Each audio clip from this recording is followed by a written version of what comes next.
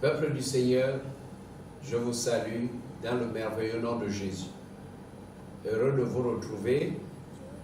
Et pendant cette période de confinement, ça fait déjà quelques jours que nous sommes dans le confinement, mais cela ne nous empêche pas de prier et d'écouter la parole.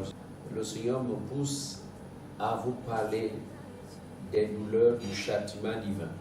J'aimerais vous dire que le prophète Ésaïe parle en long et en large de la mort du Fils de Dieu à la croix. Alors, sans plus tarder, nous allons lire un passage biblique, et c'est dans le livre du prophète Ésaïe, Ésaïe 53, versets 3 à 5. Méprisé et délaissé par les hommes, homme de douleur habitué à la souffrance, il était pareil à celui face auquel on détourne la tête. Nous l'avons méprisé. Nous n'avons fait aucun cas de lui. Pourtant, ce sont nos souffrances qu'il a portées. C'est de nos douleurs qu'il s'est chargé. Et nous l'avons considéré comme puni, frappé de Dieu et humilié. Mais lui, il était blessé à cause de nos transgressions, brisé à cause de nos fautes. La punition qui nous donne la paix est tombée sur lui, et c'est par ses meurtrissures que nous sommes guéris. De quelle douleur s'agissait-il? Il a souffert du mépris, du dédain, de l'abandon.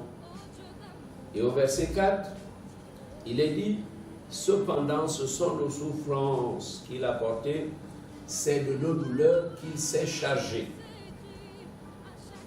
Quelle étonnante adéquation, ses douleurs et nos douleurs, sa souffrance et notre souffrance.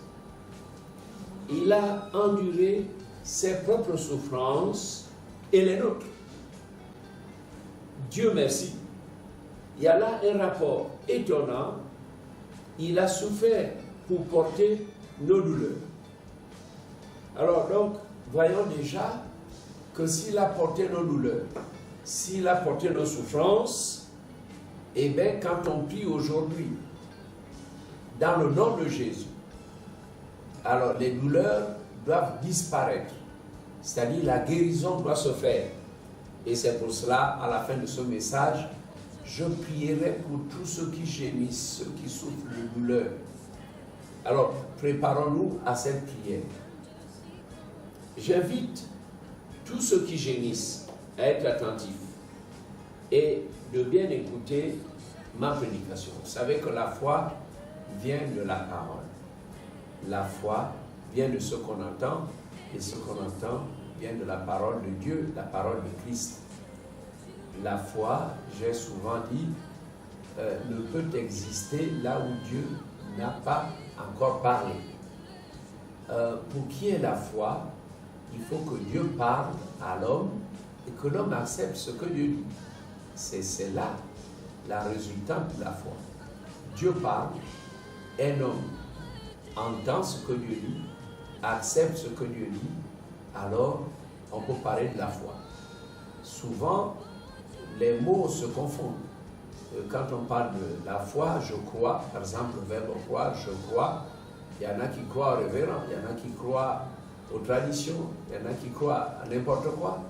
Mais croire en Jésus, croire en Dieu, à ça relève de la parole de Dieu que l'homme doit accepter, c'est-à-dire ce que Dieu dit. Si l'homme accepte ce qui vient de la bouche de Dieu, alors cet homme a la foi.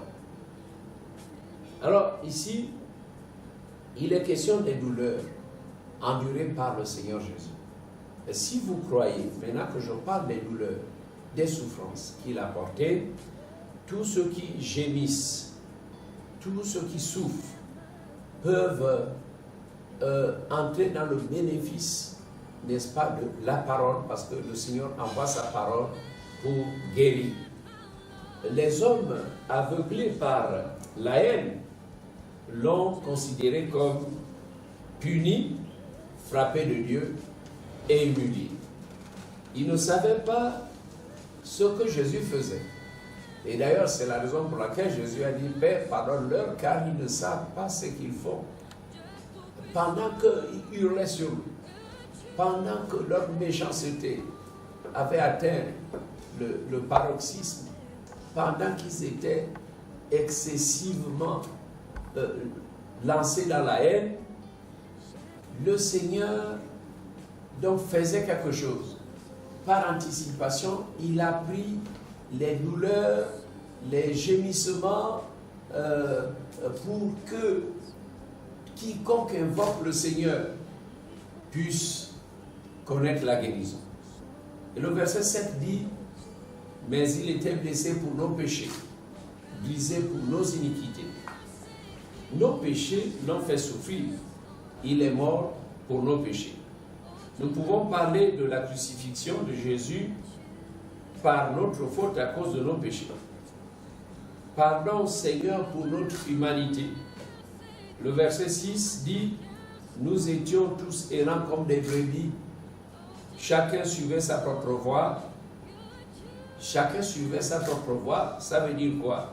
Sa tradition ancestrale, ses initiations, son idolâtrie, sa méchanceté, son vampirisme, son ésotérisme, sa philosophie, sa criminalité. Chacun suivait sa sorcellerie, etc. Et l'élément purificateur attendu par Dieu, le Père, était l'effusion du sang précieux de Christ. Alors le sang de Christ coula de ses blessures pour effacer toutes les abominations, tous les péchés de notre humanité. Quelle mort atroce!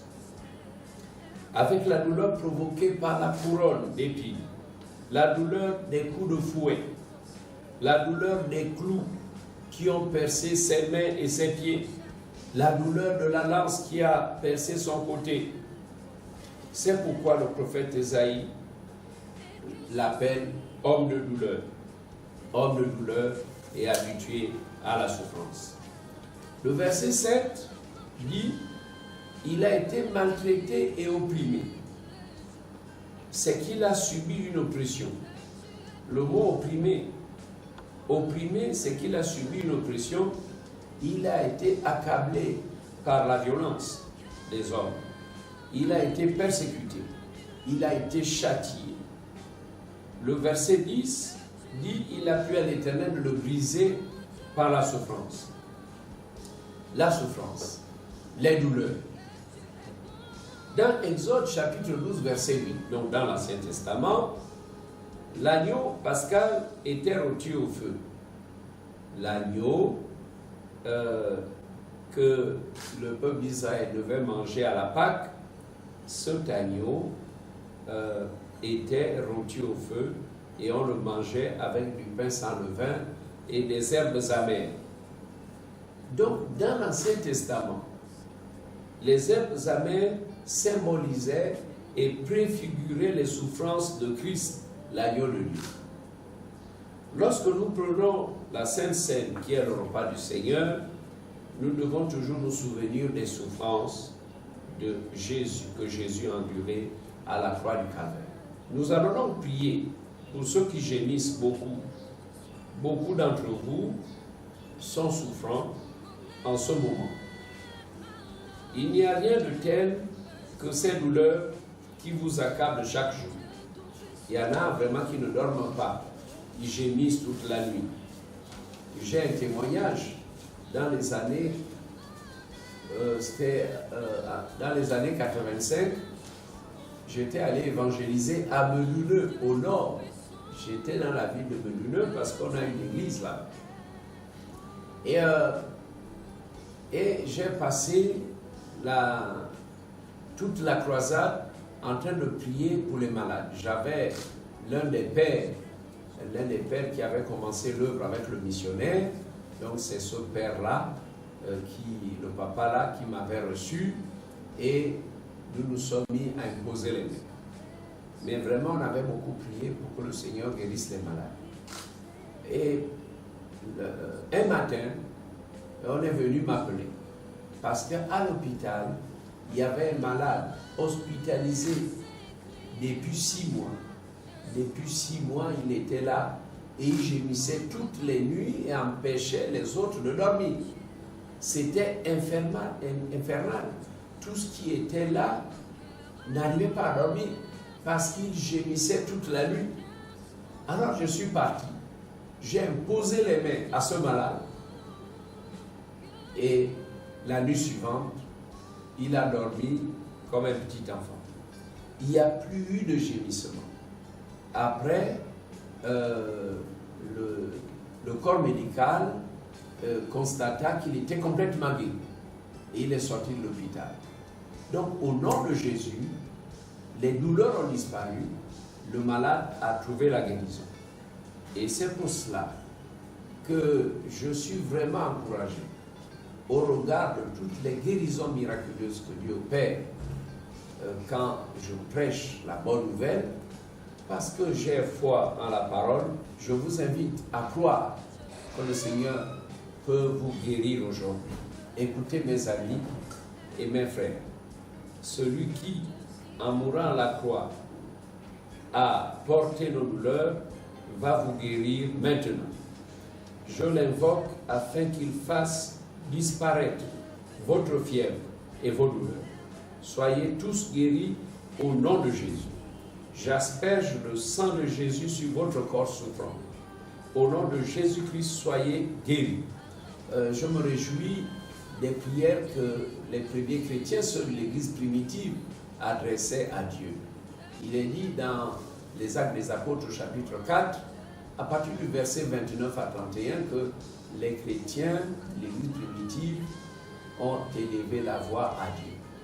Et à un moment donné, il dit, Seigneur, étends ta main, donne à tes serviteurs de prêcher ta parole avec une pleine assurance et en étendant ta main pour qu'il se fasse des guérisons, des miracles et des prodiges par les mains de ton saint serviteur Jésus. Ils ont prié pour que la prédication de l'évangile soit accompagnée de guérisons, de miracles et de prodiges. Donc l'évangile de Jésus-Christ, l'évangile que nous prêchons,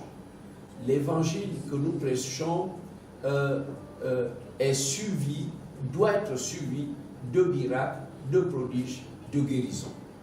C'est cet évangile qui vous est annoncé ce soir. Alors, à cause des meurtrissures de Jésus, c'est-à-dire ses blessures, recevez la guérison. Que ceux qui sont hospitalisés du coronavirus dans le monde entier, oh oui Seigneur, guéris ceux qui sont en Chine, guéris ceux qui sont en Italie, guéris tous ceux qui sont en France, ceux qui sont aux États-Unis, ceux qui sont en Inde, ceux qui sont en Iran, ceux qui sont au Cameroun, au Gabon, au Congo, au Burkina. Oui, que dans le monde entier, la guérison divine se fasse. Vous savez, ne pensez pas que, bon, il est trop loin, il est au Gabon, mais comment Dieu peut-il toucher quelqu'un qui est en Chine? Non, Dieu est infiniment grand. Dieu est au ciel et il couvre toute la planète. Alors, en invoquant le Seigneur en ce moment, qu'il y ait des guérisons miraculeuses, que tout ce qui gémisse soit miraculeusement guéri.